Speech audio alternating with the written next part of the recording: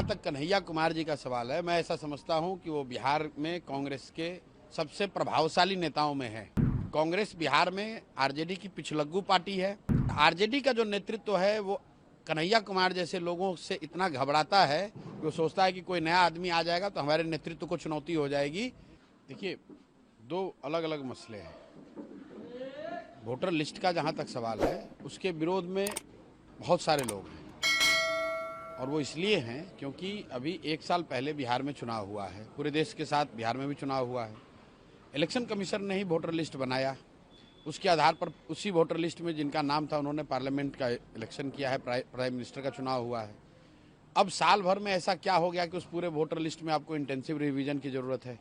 भाई, हम लोग की तो यही मांग है कि जो 14 अभी 2024 में लोकसभा चुनाव के लिए जो वोटर लिस्ट का इस्तेमाल किया गया है, उसी का इस्तेमाल इस बार भी होना चाहिए।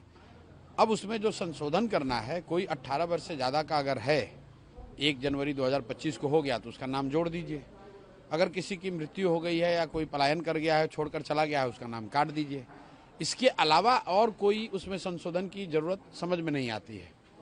और अगर कोई ये कह रहा है कि भाई संशोधन इसलिए होना चाहिए कि कोई बाहर का आदमी आ गया है, घुसपैठिया आ गया है, तो मेरे भाई पिछले 1 साल से बिहार में तो एनडीए की ही सरकार है। तो क्या ये स्वीकार कर रहे हैं कि इनके सरकार के रहते हुए घुसपैठिए बाहर से आकर यहाँ बिहार में रह रहे हैं? ये तो बिल्कुल एक तरीके से हराकिरी है कि लास्ट के 2 महीने में अब चुनाव होना है तो इलेक्शन कमीशन कह रहा है कि हम नया इलेक्टोरल रोल बनाएंगे। आप बताइए कि 50 लाख से ज़्यादा बिहार के लड़के, बिहार के युवा जो बाहर मजदूरी करते हैं, रोजी रोजगार करते हैं, वो तो दिवाली छठ में आएंगे। वो कैसे फॉर्म भरेंगे? मुझे किसी ने कहा कि वो इलेक्शन कमीशन कह रहा है कि उसको इंटरनेट पे भर देंगे। अरे भाई, जो मजदूरी कर रहा है कोयम्बटूर में, जो मजदूरी कर रहा है सूरत की फैक्ट्रियों में, वो बेचारा कहाँ से समय निकालेगा? कैसे इंटरनेट पे इसको भरेगा?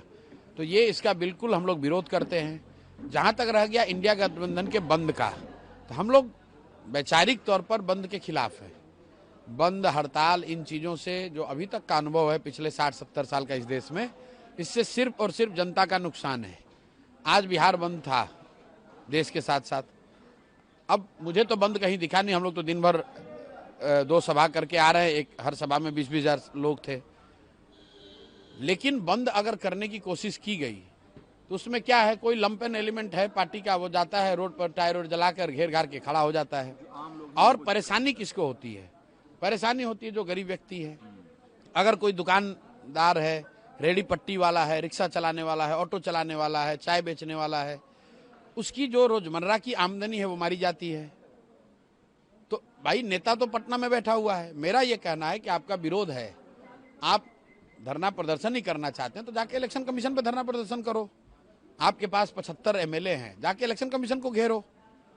भाई, बिहार के सुदूर एरिया में जाकर आप लोगों का दुकान बंद कराते हैं, उससे क्या इलेक्शन कमीशन पर दबाव बनेगा? राहुल गांधी ने कहा सर कि महाराष्ट्र में जिस तरीके से वोट की चोरी की गई, अब वो बिहार की बारी है, इसलिए हम। देखिए, इस बात पर ऑलरेडी मैंने कहा हुआ है कि राहुल गांधी विपक्ष के नेता हैं और अगर उन्होंने महाराष्ट्र के इलेक्शन के नज़रिए से कुछ तथ्य जनता के बीच में रखा है तो इलेक्शन कमीशन की ये जिम्मेवारी है कि उन तथ्यों का समुचित उत्तर वो दें।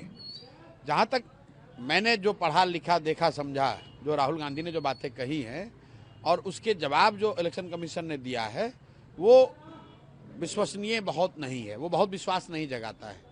तो इलेक्शन कमीशन की ये जिम्मेवारी है कि विपक्ष के नेता ने अगर कुछ तथ्य रखे हैं, कुछ सवाल उठाए तो उसका जवाब दीजिए। इलेक्शन कमीशन ने कहा है कि लोकतंत्र तभी मजबूत होगा जब शुद्ध मतदाता सूची होगा। बिल्कुल ठीक बात है। तो क्या इलेक्शन कमीशन ये मान रहा है कि अभी जो 2024 में लोकसभा का चुनाव हुआ वो शुद्ध मतदाता सूची से चुनाव नहीं हुआ था?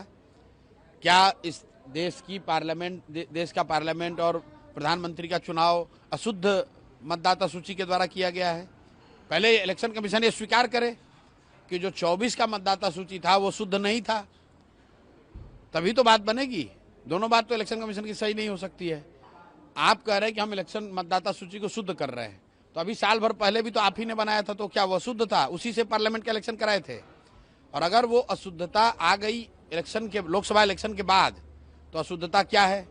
बाहर से लोग आ गए, रिफ्यूजी आ गए, शरणार्थी आ गए, आतंकवादी आ गए, कौन आ गया? और आया तो क्या यहाँ बिहार सरकार सो रही है? बीजेपी के लोग तो आज पूरे दिन कहते रहे कि ये कांग्रेस आरजेडी और तमाम जो विपक्षी देखिए, सवाल उठा रहे हैं वो घुसपैठियों को वोटों का अधिकार ये दिलवाना चाहिए। बीजेपी वाले जो ऐसे बेवकूफ लोग हैं, अरे भाई अगर घुसपैठिए बिहार में आ गए तो सरकार तुम चला रहे हो, तो घुसपैठियों को क्यों नहीं पकड़ा?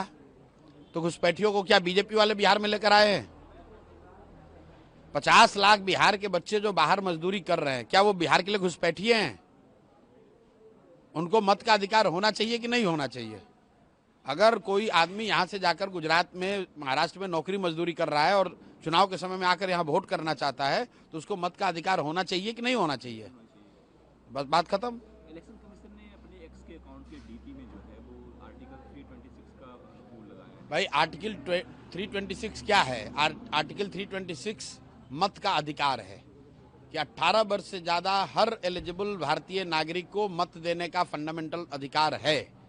आर्टिकल 326 वही है। तो अगर इलेक्शन कमीशन ने लगाया है तो इसमें क्या है? बस ठीक बात है, 18 साल के हर, हम लोग भी तो यही कह रहे हैं कि भाई 18 साल से ज्यादा उम्र के हर बिहार के नागरिक को अभी आने वाले चुनाव में मत देने का अधिकार होना चाहिए। उसको बेकार का ये डॉक्यूमेंटेशन के जाल में फंसाकर उसको आप डिबार नहीं कर सकते हैं। इलेक्शन कमीशन को नागरिकता जांचने और नागरिकता देने या रखने लेने का अधिकार नहीं है। सुप्रीम कोर्ट का जजमेंट है। इलेक्शन कमीशन का ये अधिकार क्षेत्र के बाहर का चीज है। तो आप कौन होते हैं पूछने वाले कि भैया अपना नागरिकता प्रूव करो? ये काम इलेक्शन कमीशन का नहीं है, ये काम होम मिनिस्ट्री का है, सेंसस वालों का है। तो होम मिनिस्ट्री तो यहाँ पर बीजेपी वाले ही चला रहे हैं, देश में अमित शाह चला रहे हैं। तो आपको लगता है जो विपक्ष आरोप लगाता है कि इलेक्शन कमीशन बीजेपी के बी टीम की तरह काम करे, वो कहीं ना कहीं सही है? भाई विपक्ष आज बोल रहा है, बंगाल चुनाव के जीतने के बाद मैंने कहा कि अगर इलेक्शन कमीशन पार्शियल न होता तो बंगाल में बीजेपी को 70 सीट भी नहीं आता, 40-50 सीट आता। ये सामान्य लोगों की समझ है कि इलेक्शन कमीशन हर तरीके से जो सत्तारूढ़ दल है या गठबंधन है उनकी मदद करता है, लेकिन अंततः लोकतंत्र में जनता मालिक है। कितना भी आप ऊपर नीचे कर लीजिएगा, अंततः होगा वही जो जनता चाहेगी। एक वीडियो वायरल हो रहा है सर पटना की, जिसमें तेजस्वी यादव, राहुल गांधी एक बैन पे हैं, वो प्रोटेस्ट कर रहे हैं, लेकिन उसी बैन पे पप्पू यादव चढ़ना चाह रहे हैं, कन्हैया कुमार चढ़ना चाह रहे हैं, लेकिन सिक्योरिटी उनको धक्का दे रही है, वो नीचे गिर जा रहे हैं। भाई ये उनका इंटरनल मामला है। जहाँ तक कन्हैया कुमार जी का सवाल है, मैं ऐसा समझता हूँ कि वो बिहार में कांग्रेस के सबसे प्रभावशाली नेताओं में है, वो चाहे कांग्रेस में हो। लेकिन मुझे ये कहने में कोई गुरेज नहीं है कि कांग्रेस में जितने नेता बिहार में हैं उसमें अगर किसी में प्रतिभा है तो कन्हैया कुमार उन चंद नेताओं में है जिसमें प्रतिभा है, कुछ कर सकते हैं। और अगर कांग्रेस उनका इस्तेमाल बिहार में नहीं कर रही है तो ये दिखाता है कि जो बात हम लोग कहते हैं कि कांग्रेस बिहार में आरजेडी की पिछलग्गू पार्टी है, और आरजेडी का जो नेतृत्व है वो कन्हैया कुमार जैसे लोगों से इतना घबराता है कि वो सोचता है कि कोई नया आदमी आ जाएगा तो हमारे नेतृत्व को चुनौती हो जाएगी या हमारे पिछलग्गू बनकर वो हमेशा नहीं रहेगा। इसलिए आरजेडी वाले नहीं चाहेंगे कभी कि कन्हैया कुमार जैसे लीडर कांग्रेस में या उस तरह के और भी जो काबिल लड़के हैं वो कांग्रेस में कभी सक्रिय हों। भाई जब गाड़ी पर आप प्रोग्राम कर रहे हैं, जो वीडियो हम लोगों ने देखा है उसमें तो बीसीओ लीडर खड़े हैं, उसमें कन्हैया कुमार भी हो सकते थे। तो सीधा दिखाता है कि आरजेडी का नेतृत्व, उन्होंने ये कहा होगा कि भाई कन्हैया कुमार इस पर नहीं रहने चाहिए। इसीलिए कांग्रेस वाले अपने नेता को, जो सीडब्ल्यूसी में आमंत्रित सदस्य हैं कन्हैया कुमार, यात्रा निकाल रहे थे बिहार। भाई सीडब्ल्यूसी में आमंत्रित सदस्य हैं, सीडब्ल्यूसी के मेंबर को आप नहीं चढ़ने दे रहे हैं। तो ये कांग्रेस की स्थिति को बताता है और इस बात को कहीं ना कहीं प्रमाणित करता है जो हम लोग कहते हैं कि कम से कम बिहार के नज़रिए से कांग्रेस का कोई वजूद नहीं है, कांग्रेस का कोई अस्तित्व नहीं है। ये बिहार में आरजेडी का पिछलग्गू पार्टी है। जो लालू जी या राजद का नेतृत्व तय करता है, कांग्रेस वाले बिहार में वही करते हैं।